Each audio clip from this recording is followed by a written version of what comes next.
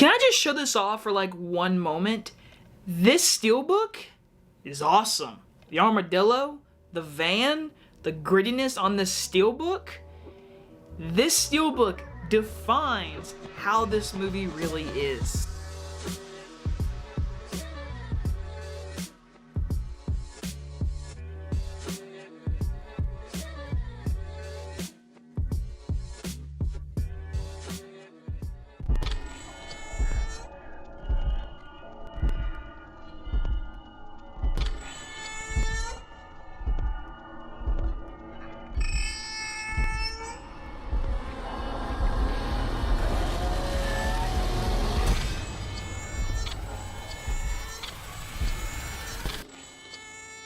With the release of Halloween Kills this Friday, I figured this week I should review some of the big heavy hitters of the horror franchise. So starting off today is the original The Texas Chainsaw Massacre.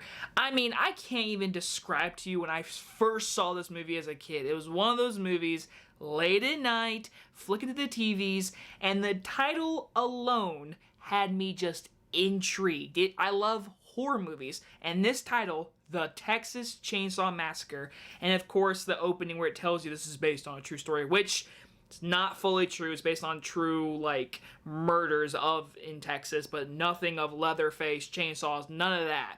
But as a kid, I didn't know that, so this movie just really messed me up. And then I saw, like, the remakes as a kid, which even terrified me more. Not as good as this one, but I low-key like those remakes, just saying. But with this original Tobe Hooper directed film, rest in peace, my man, this movie had no budget and is basically one thing only: Leatherface. Like, honestly, watching this movie tonight had the perfect horror, dirty vibe, and after it ended, I was like, man, they really had no budget. You can just watch this movie and just say to yourself, they had a cheap budget. This reminds me of the first The Evil Dead, a really cheap horror movie that I absolutely love. This movie reminds me of that. I prefer The Evil Dead, actually, but this movie is way more iconic. I mean, crying out loud. Leatherface. I mean, you go to a haunted house and there's a person with a chainsaw, they are referencing Texas Chainsaw Massacre. I mean, the door slamming. Him slamming that sliding door alone is literally an iconic moment. Every time he kills someone in this movie, which isn't actually super gory, it's just really grimy and dirty and you don't like it, that is why this movie is so good. It's just icky. And the last, like, 30 minutes of this movie is all the screaming, the dinner scene with the family and them sitting there where she's tied up and the zoom in on her eye and how, like, the actors spent, like, all night shooting in, like, a heat wave in Texas. Like, this is insane filmmaking for, like, an $80,000 budget, I think I was. But this is the kind of movie I want to make. I want to make something grimy like this because Leatherface alone in this movie is iconic. His chainsaw, and of course the last shot basically of him just turning and dancing and swinging that chainsaw is iconic stuff. Besides all that, our main characters, well, first off, the guy in the wheelchair, I think he is hella annoying. Just me personally, him screaming through the woods the entire time is really annoying. But these main characters, they are there to get killed. They are not, like, even the main girl, I'm like, she could get just ripped in half and I could see this family just eat her.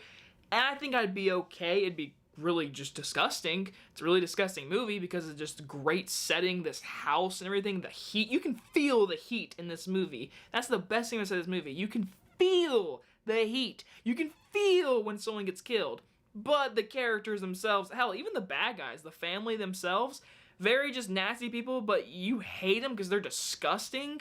But the one character that you just really just cling to is Leatherface because he rips people's faces off and then puts in a mask and wears it.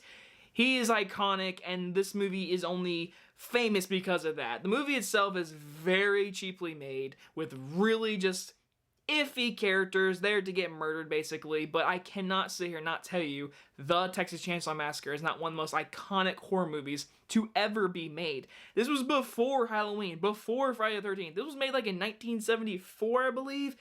This is insane. Like, and Leatherface is still iconic today, and I believe they're making a new one. I would love to see more Leatherface. Texas Chainsaw is one of those series where they can get dirty and grimy, and it's because of this movie, and it's iconic for a reason. I will give the Texas Chainsaw Massacre a B+.